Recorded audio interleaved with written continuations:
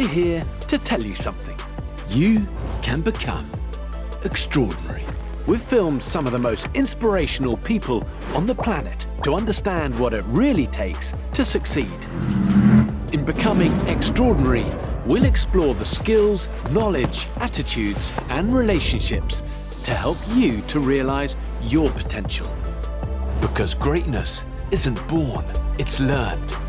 So, who can you become? In this episode, we'll meet the firefighter, a chief fire officer who also experienced homelessness as a child, and then the bionic man, a former Royal Marine and triple amputee who became an award-winning athlete and charity fundraiser. Hey there, and welcome to Becoming Extraordinary, the series where we look at the most accomplished people on the planet to help you grow your skills, knowledge, and attitudes to help you achieve great things. Yes, now in this episode, we'll hear stories from a former British Royal Marine and Invictus Games champion, Mark Ormrod, and a British Chief Fire Officer who is redefining what it means to be a firefighter, Sabrina Cohen-Hatton.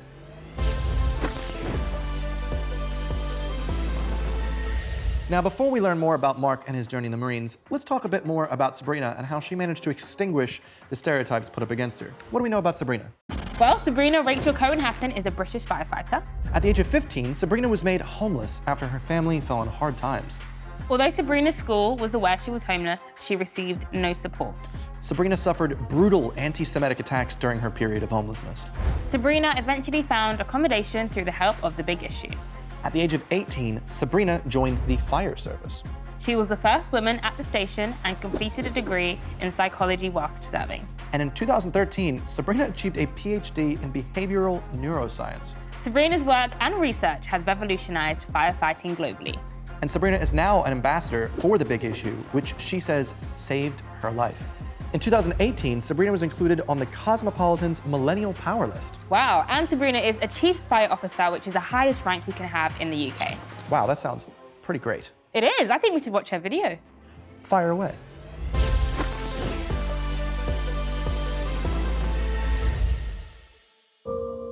Your circumstances don't define you. They don't determine where you end up, only where you start from. I've gone from living in abject poverty and sleeping rough at 15 to achieving the most senior rank in the fire service at 36. A lot's happened in a very short space of time. Life growing up for me was tough. My dad died when I was 9 years old. He died of a brain tumour. Things got really difficult and my mum found it really hard to cope. She had a breakdown and we lived in abject poverty. Physically, life was hard. We were constantly cold. We were constantly hungry. It was a struggle day to day just to survive. We broke down as a family completely and I ended up sleeping rough. As a 16-year-old girl sleeping rough on the streets of Newport, it was really tough. I'd often sleep out on the streets, shop doorways, subway tunnels, that kind of thing. I've been beaten up more times than I care to remember. I've woken up with drunk people urinating on my sleeping bag. There were times in my life where I was so hungry that I was forced to eat out of bins just to survive. You feel so humiliated because people are looking at you with disgust, and it's the most dehumanizing experience. But a huge part of me thought, no, I need to eat. I'm starving. And when you're sleeping rough, you're sitting on the side of the street, people walk past you like you're a ghost, like you're not even there, like they don't even acknowledge your presence. And in fact, one teacher made eye contact, looked down, and then crossed the street to avoid me. And it was at that point that I knew that nobody, actually nobody, cared. So my choice was to do something about it, and it was to work as hard as I could for as long as it took to be able to change that situation. And then I discovered a magazine called The Big Issue, which is a street magazine. In those days, you'd buy it for 50p and sell it on for £1. That enabled me to work my way out of the poverty that I was experiencing. So it gave me some stability and it gave me some control. And after a while, that meant that I could save up enough to earn my way out of poverty.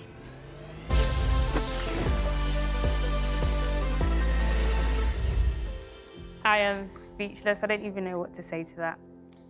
The resilience you'd have as a woman to be homeless and then to work your way out of poverty by studying the big issue, I think that's tremendous bravery.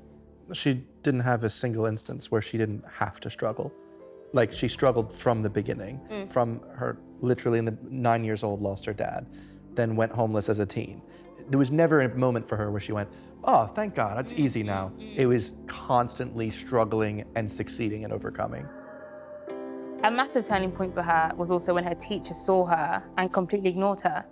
Actively avoided her Yeah. and treated her like she wasn't even a person. And I feel like it was at that moment that Sabrina said, I've got to turn this around. I've got to change something. I've got to do something. I've got to come up from where I am. And to have that kind of mindset at such a young age as well.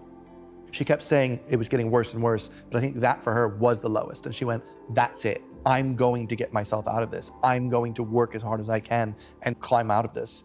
Well, if no one else is going to stand up for you and no one's even going to recognize you and take any care for you, you've got to be the one person for yourself, I suppose. And I don't know, that's just really inspiring. What a brave mindset to have.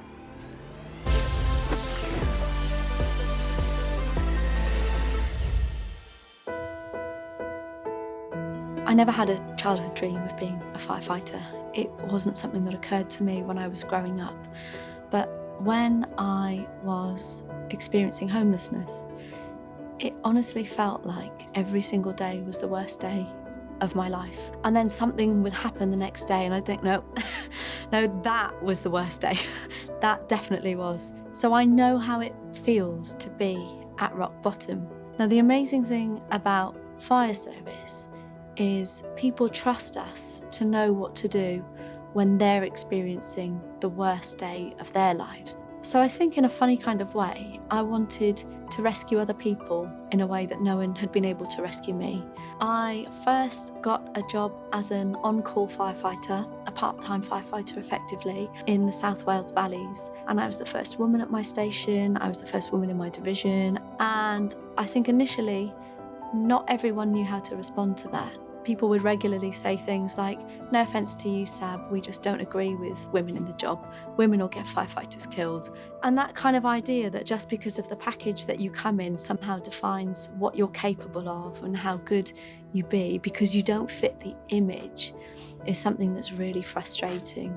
I experienced sexual harassment more times than I care to remember.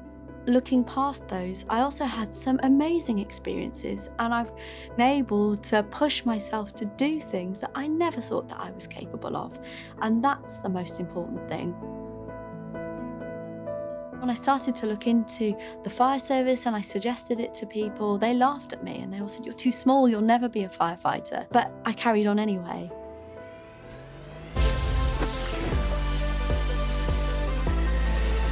Even after she finally stopped living rough and she got herself off the streets, after winning that battle, she was out of the frying pan into the fire. There was then another issue of men telling her she couldn't do that job because she was a woman. It must have been so hard for her to do, but she's done it. Even when she was at her lowest, she realized she wanted to help people. When no one helped her, she wished someone would, so she became that person. She used that, turned it around and went, I'm going to help people like nobody helped me. I don't want anyone to suffer like I did. And that's the most inspiring thing you can do with that situation.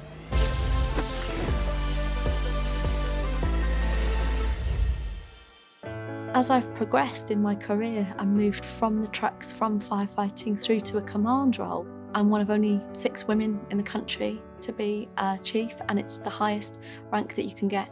I think to get there, it takes the ability to fail repeatedly and still get back up and still carry on and try again and try again. There are going to be people who will tell you you're never going to achieve it. But if you know you can, and if you have a passion to do something, do it anyway. I definitely don't think that I would be where I am doing what I'm doing if I hadn't been through those experiences. It is my history, regardless of how palatable it is. Being open about that and being honest about being vulnerable and owning those vulnerabilities has been incredibly powerful. So although I don't want anyone else to go through it, I don't think I'd change a thing now.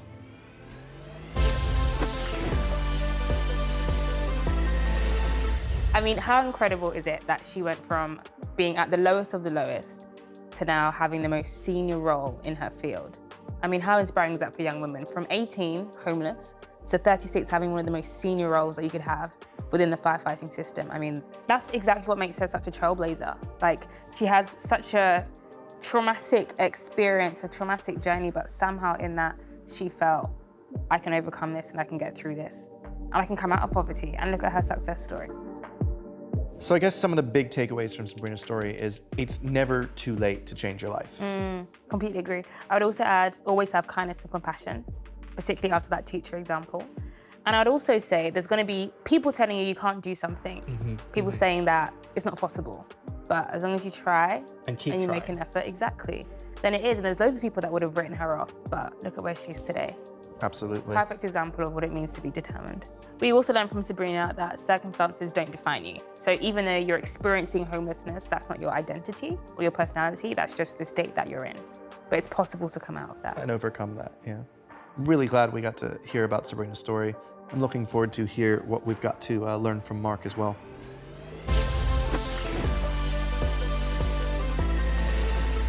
Mark Ormrod was a former Royal Marine, Invictus Games champion, athlete, author, and motivational speaker. Mark served as a Royal Marine during the Iraq and Afghanistan wars. Mark became a triple amputee in 2007 after he triggered an improvised explosive device during the Afghanistan conflict. Mark lost both his legs and his right arm in the explosion. Mark was actually the first British service person injured in Afghanistan to survive a triple amputation. Mark was one of the torchbearers during the 2012 London Olympics torch relay. Mark met Prince Harry while in rehab and spoke about the Invictus Games. Mark won 2 silver and 2 bronze medals at the 2017 Invictus Games. Mark won the award for exceptional performance, determination, and dedication for the Games in 2017. In 2018, Mark won 7 medals, 4 gold, 1 silver, and 2 bronze. And although he had never swum in the Games, Mark swam in the 50-meter breaststroke after he found out that it was going to be canceled because of a lack of participants. In 2020, Mark was awarded an MBE for services to the Royal Marines and veterans, for whom he has raised millions of pounds. To be honest, Mark sounds like a real hero. I'm really looking forward to hearing more about his story. Definitely. Let's roll the tape.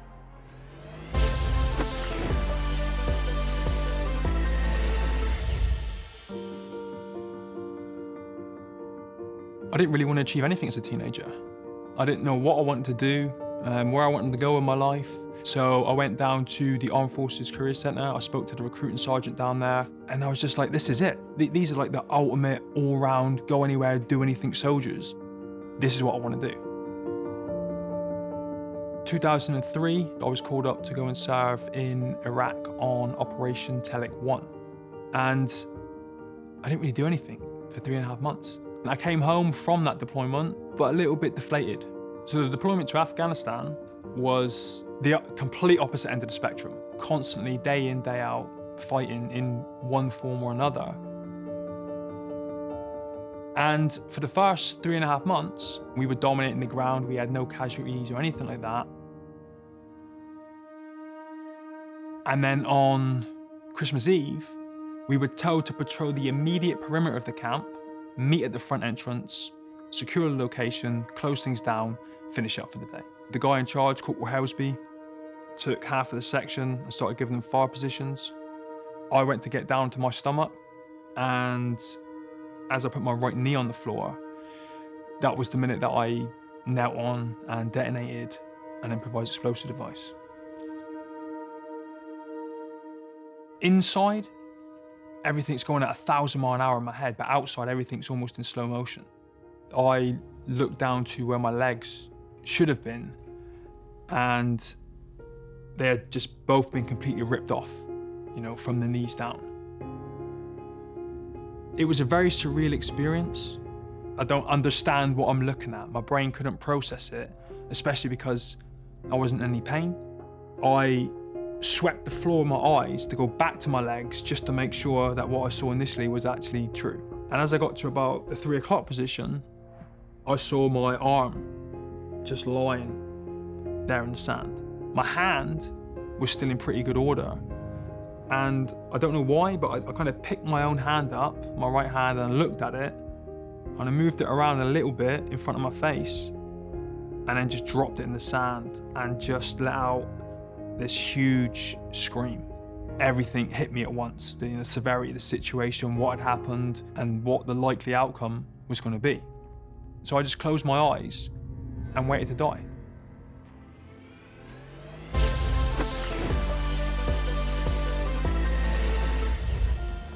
Imagine you're really young, you've been deployed to a foreign country, really far from home, from family, and then you end up in a place where you've set off an underground bomb, basically. And your life has changed forever. How you move around the world has changed forever because you've lost the majority of your limbs. I mean, that's really hard to deal with. I don't know what kind of perspective you'd have to continue to get through life in the same positivity you had before. But he clearly has that mindset, and I think that's something so admirable. So he's like top of his game, 24 years old, you know, doing his job. He's protecting everybody, and then just like that, his life changed. Everything was taken away. Ah, wow. It's a very inspiring guy.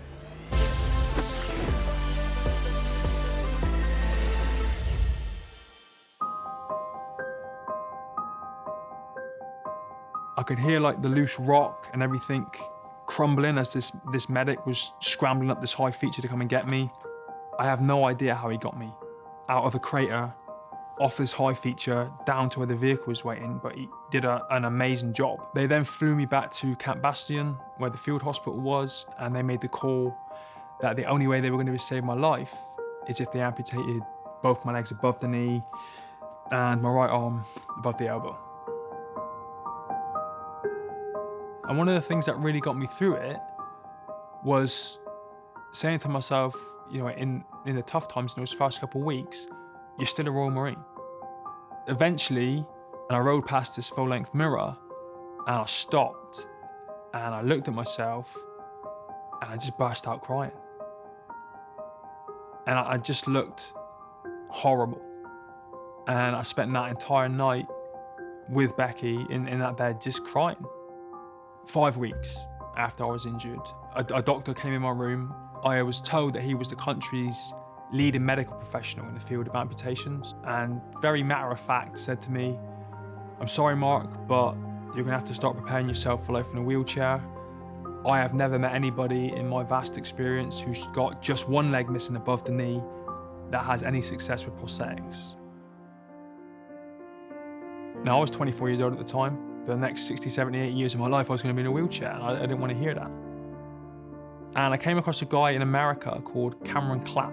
Now, in 2002, when Cameron was 15, he was hit by a train, and it took off both his legs above the knee and his right arm pretty much to his shoulder. I watched his videos online, and what this guy was doing was phenomenal. Eventually, I emailed Cameron, told him my story, told him I thought he was incredible and that I wanted that level of independence that he had. Him and his team, they turned around to me and said, "Listen, you need to come out to America, meet Cameron, train with us, and we'll do everything we can to get you close to where he's at. Oh, by the way, when you come out, you can't bring anyone with you and you have to leave your wheelchair at home." So I considered backing out. You know, I thought, these guys are crazy. I can't travel to the other side of the world without helpers or wheelchairs or any of this stuff that's getting me through my daily life. I need all this stuff. So the 9th of June 2009 came around, got on a plane, landed in Oklahoma City, and I've been independent of a wheelchair ever since.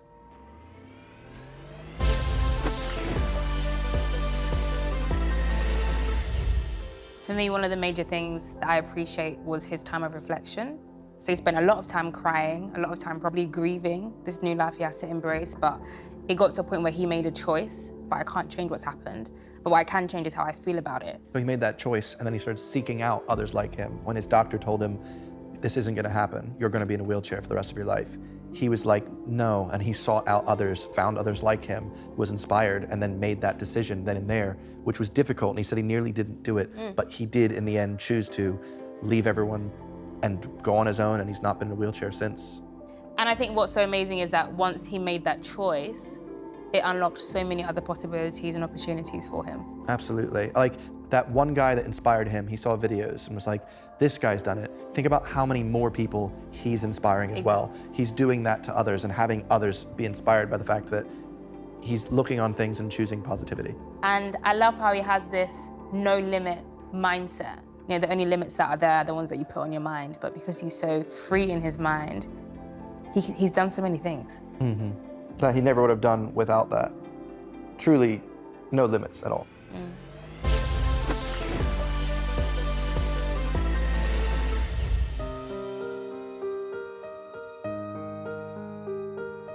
This journey since Christmas Eve 2007, and it's been a roller coaster, and I've had the good fortune of doing some incredible things that I don't think I'd ever had the opportunity to do had this not happened. In 2010, me and a couple friends did a big event where we ran across America. We ran from New York to LA, 3,563 miles in 63 days. And more recently, I got to take part in Prince Harry's Invictus Games. I got in the team in 2018 for Australia. I got 4 gold medals in total, 2 bronzes and a silver. That marked the final part of my rehab. For me, it was kind of like, I'm independent now. Over these 10, 11 years, done everything that I really wanted to do. That's it. I've ticked that big box, rehab complete. I couldn't have asked for a better experience. It's given me and my family an incredible life. And yes, it can be rough at times, but so can anyone's life. It's all about mindset and how you deal with it and how you look at these challenges. That determines how you're going to make the best of it. So no, I don't think I'd change a thing.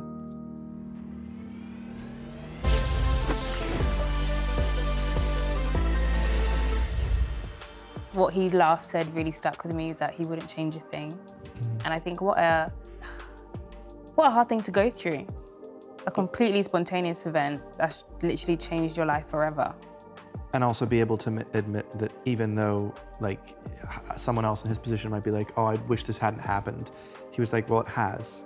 And because of it, my life is amazing in this different path. I'm able to be here talking about this. I'm able to help inspire other people and help raise money for other people like me. And I think that's just astounding to be able to take such a horrible, horrific thing that has happened to him and make it something he's proud of.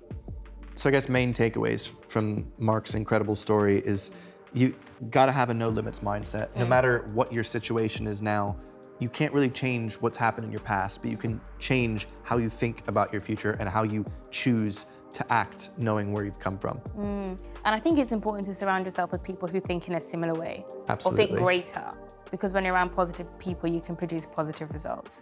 Yeah. And it's also shown us that life can change in an instant.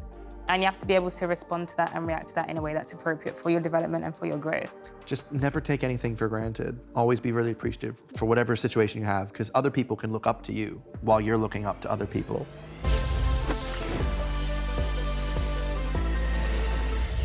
Did you notice that with both Mark and Sabrina, they both went through extremely difficult things they didn't ask for, things they didn't plan, but they were able to still have that determination and grit within them to keep a positive mindset about it. And what was so amazing to hear from both of them was that they wouldn't change any part of their story. Yeah. They were able to take the strengths from it and even the weaknesses from their story and still come out and say, it was worth it almost. They wouldn't have it any other way. Yeah. I think the one thing that's really clear with these stories is that you can't predict every twist and turn your life is gonna take.